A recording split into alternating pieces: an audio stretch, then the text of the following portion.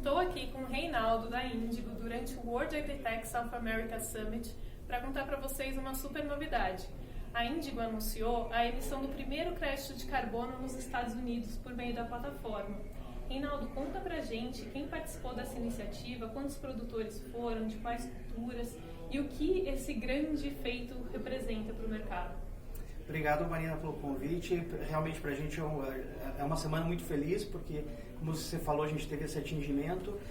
Foram 175 agricultores nesse primeiro crédito de carbono. Foram gerados 20 mil créditos de carbono. Esses créditos de carbono foram colocados a um preço de $40 por crédito e foram nos Estados Unidos. Esse programa basicamente foi lançado nos Estados Unidos, onde desde 2019 a gente começou o trabalho de pesquisa, e o grande ponto desse programa é que foi pela primeira vez que uma empresa em agricultura conseguiu mensurar, certificar e registrar créditos de carbono a nível de agricultura.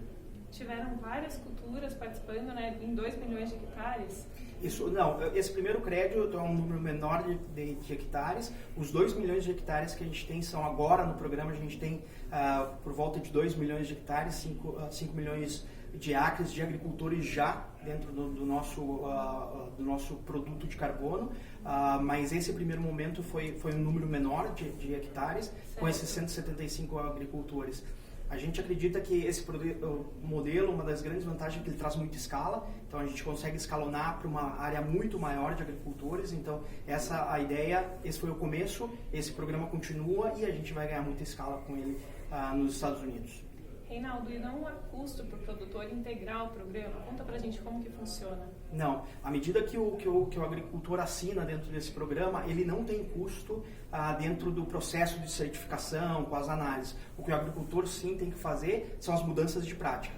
Todo o programa de carbono, de crédito de carbono no mercado voluntário, ele parte da adicionalidade. Então, o agricultor ele precisa mudar suas práticas para que ele seja mais eficiente no sequestro de carbono e com isso possa ter esse crédito do carbono no final na colheita do grão, por exemplo. Uhum.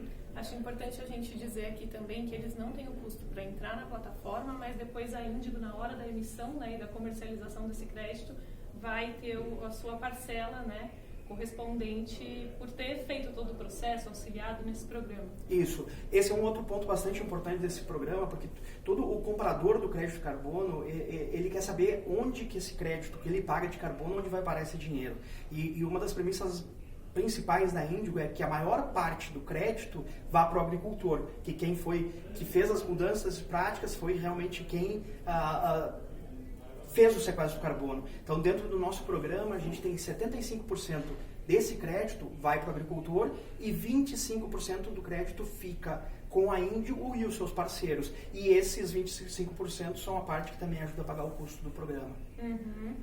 E o agricultor, o custo que ele vai ter, o custo adicional, vamos dizer, é das mudanças de manejo, né, Reinaldo? E eu gostaria que você falasse quais são essas principais mudanças que tendem a ocorrer e por que elas não têm um custo tão elevado assim.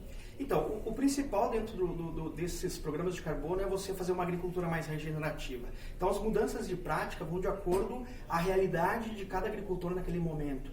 Basicamente, nos Estados Unidos, diferente do Brasil, é um país onde a adoção do plantio direto é muito mais baixa que por exemplo, no Brasil e na Argentina. Então, a mudança de um plantio convencional, onde você faz todo o manejo do solo, para um plantio direto, onde você faz o uso mínimo de práticas de solo, você já tem uma mudança nessa capacidade do solo de sequestrar carbono. Então, esse é um dos exemplos. Um outro exemplo é você adiciona o plantio direto, além do plantio direto, por exemplo, que a gente chama de cultura de cobertura, durante o período onde você não tem a safra dos grãos da soja, por exemplo. Então, você põe uma cultura de cobertura e essa cultura de cobertura traz uma série de benefícios ao solo, de não exposição do solo, melhor retenção de água, a vida biológica do solo aumenta e com isso o sequestro de carbono é maior. O custo que o agricultor acaba tendo, e a gente gosta de deixar muito claro que a gente não vê como um custo, é um investimento do agricultor, é que se ele não fazia um plantio de uma cultura de cobertura, ele vai ter esse custo inicial de plantar uma cultura de cobertura. Mas lembrando que ela traz uma série de vantagens agronômicas. O agricultor depois, na safra de verão, ele vai usar menor quantidade de fertilizantes, então com isso esse custo acaba sendo muito relativo. O que a gente sempre fala é que você mudar as práticas para uma agricultura mais regenerativa, no curto, médio e longo prazo você já vê benefícios. O agricultor, depois do primeiro ano, já vê o benefício para a lavoura e vê o benefício também em produtividade. Então, um programa desses não é só sobre crédito de carbono, é também como o agricultor também é mais produtivo e mais rentável. Uhum. E como que está a demanda por esses créditos? Sei que em torno de 20 empresas já participaram dessa primeira compra.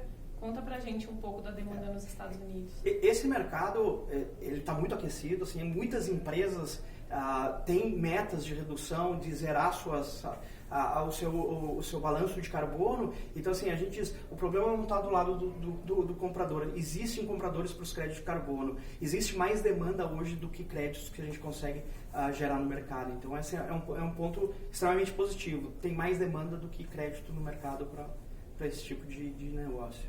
E qual que é a perspectiva dessa novidade chegar aqui no Brasil? Quais são os desafios que vocês têm até lá? Então, a gente tem esse modelo, a gente tem o programa nos Estados Unidos. Esse é um programa que a gente ele é escalonável, mas você tem as questões de toda a parte de dados, ciência, verificação, validação do modelo para outras condições de agricultura. A gente sabe que a agricultura americana é bastante diferente da agricultura brasileira. Nós somos um país basicamente de agricultura tropical, onde a relação solo, planta, atmosfera é bastante diferente. Esse modelo precisa passar por todo o trabalho de ciência que a gente fala, então não só dos dados de solo, dados de agricultor, mas também da validação desse modelo e a verificação internacional em países como o Brasil, não só o Brasil, Argentina e muitos países da Europa também. Obrigada, Reinaldo.